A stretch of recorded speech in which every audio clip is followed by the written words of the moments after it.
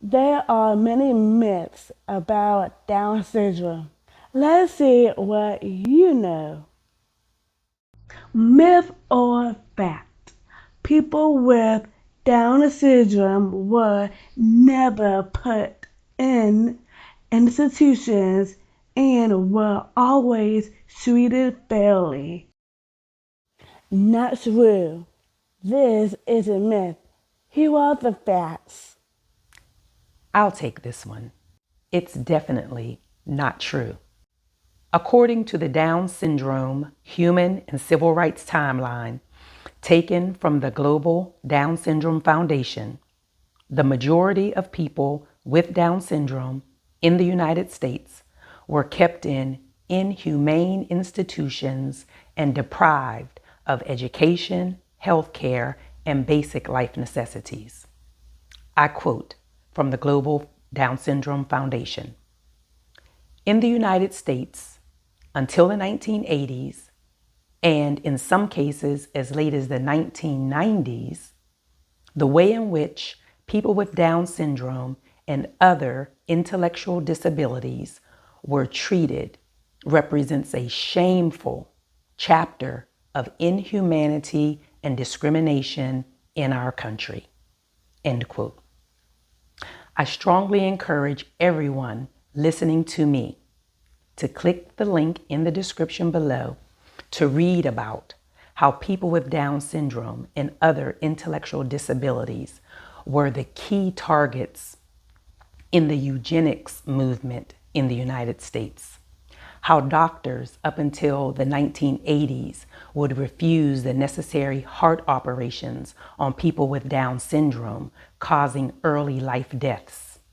How people with Down syndrome and other intellectual disabilities were systematically, physically, and sexually abused through forced sterilization, infected through vaccine experimentations, and so many other atrocities. How could people with Down syndrome and other intellectual disabilities be seen, heard, included, and accepted when they were simply being discarded?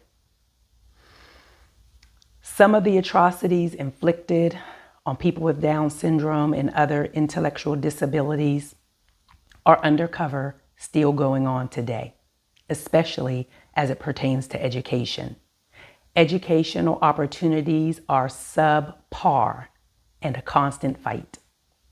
Most people with Down syndrome and other intellectual disabilities are very capable of learning and should be given the resources and opportunities to thrive and reach their full potential, just like everybody else. It has only been in the last 30 or so years that people with Down syndrome and other intellectual disabilities have been given a real chance of truly living life. So we really don't know what they can achieve. It's crazy. I look at my daughter, Malia, and there is no way that I could see this beautiful, smart, amazing, and loving person simply discarded as being unworthy and without value in life. The devil is a lie. So hear me, please.